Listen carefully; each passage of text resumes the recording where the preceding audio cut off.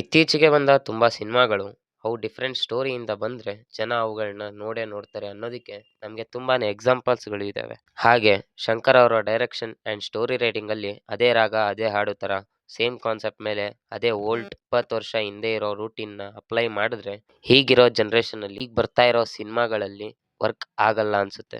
S, game changer ಇದು ರಾಮ್ ಚರಣ್ ಅವರ politics action cinema ಅಂದ್ರೆ ತಪ್ಪಾಗಲ್ಲ. ಸೊ ನಾವಿವತ್ತು ಈ ಮೂವಿನ ರಿವ್ಯೂ ಮಾಡೋಣ, ಬನ್ನಿ. ಸೊ ನೀವಿನ್ನು ಚಾನಲ್ಗೆ ಹೊಸದಾಗಿ ವಿಸಿಟ್ ಮಾಡಿದ್ರೆ ಚಾನಲ್ಗೆ ಸಬ್ಸ್ಕ್ರೈಬ್ ಆಗಿ, ಹಾಗೆ ಇಷ್ಟ ಆದ್ರೆ ಮಾತ್ರ ಲೈಕ್ ಕೊಟ್ಟು ಸಪೋರ್ಟ್ ಮಾಡಿ ಅಂತ ಹೇಳ್ತಾ ವಿಡಿಯೋ ಶುರು ಮಾಡೋಣ.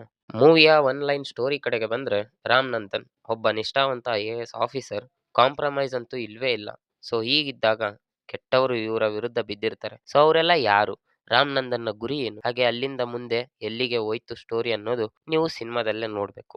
ಸಿನಿಮಾದಲ್ಲಿ ಇದ್ದ ಸಾಂಗ್ಸ್ ಎಲ್ಲವೂ ತಕ್ಕ ಮಟ್ಟಿಗೆ ಇದ್ವು ಅಂಡ್ ಅವು ಕೂಡ ಸಿನಿಮಾದಲ್ಲಿ ಸ್ಪೀಡ್ ಬ್ರೇಕರ್ ತರ ಬಂದು ಹೋಗ್ತವೆ ಅಂಡ್ ಅವುಗಳು ಕೂಡ ಇಲ್ಲಿ ವರ್ಕ್ ಆಗಿಲ್ಲ. ಹಾಗೆ ಇಲ್ಲಿ ರಾಮ್ ಚರಣ್ ಅವರ ಕ್ಯಾರೆಕ್ಟರ್ನ ಇನ್ನಷ್ಟು ಚೆನ್ನಾಗಿ ತೋರಿಸಬಹುದಿತ್ತು ಅಂತ ಕೂಡ ಅನ್ಸುತ್ತೆ. ಅಂಡ್ ಮೂವಿಯ ಪಾಸಿಟಿವ್ ಕಡೆಗೆ ಬಂದ್ರೆ, ಇಲ್ಲಿ ಬರುವಂತ ಫ್ಲಾಶ್ ಬ್ಯಾಕ್ಸ್ ತುಂಬಾನೇ ಚೆನ್ನಾಗಿ ವರ್ಕ್ ಆಯ್ತು ಅನ್ಸುತ್ತೆ.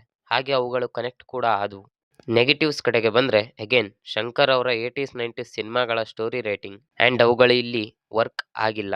ಹಾಗೆ ಮೂವಿಯಲ್ಲಿ ಬರುವ ಒಂದಷ್ಟು ಸೀನ್ಸ್ ಅದೇ ಹಳೆ ಸಿನಿಮಾದ ರೂಟೀನ್ ನ ಫಾಲೋ ಮಾಡದಾಗಿತ್ತು ಅಂಡ್ ಅವುಗಳು ಬೋರಿಂಗ್ ಕೂಡ ಅನಿಸ್ತು. ಸೊ ಫೈನಲಿ ರಾಮ್ ಚರಣ್ ಅವ್ರಿಗೋಸ್ಕರ ಮೂವಿಗೆ ಹೋಗ್ತೀರಾ ಅಂದ್ರೆ ಒಂದು ಡೀಸೆಂಟ್ ಪರ್ಫಾರ್ಮೆನ್ಸ್ ಖಂಡಿತ ಇಷ್ಟ ಆಗತ್ತೆ ಅನ್ಸುತ್ತೆ. ಈ ಮೂವಿ ಒಂದು ಆವರೇಜ್ ಆಕ್ಷನ್ ಮೂವಿ ಆಗಿರೋದ್ರಿಂದ ಒಂದು ಡೀಸೆಂಟ್ ಪರ್ಫಾರ್ಮೆನ್ಸ್ ನ ಕೊಡುತ್ತೆ ಅಂಡ್ ಒನ್ ಟೈಮ್ ನೋಡಕ್ಕೆ ಮೂವಿ ಚೆನ್ನಾಗಿದೆ.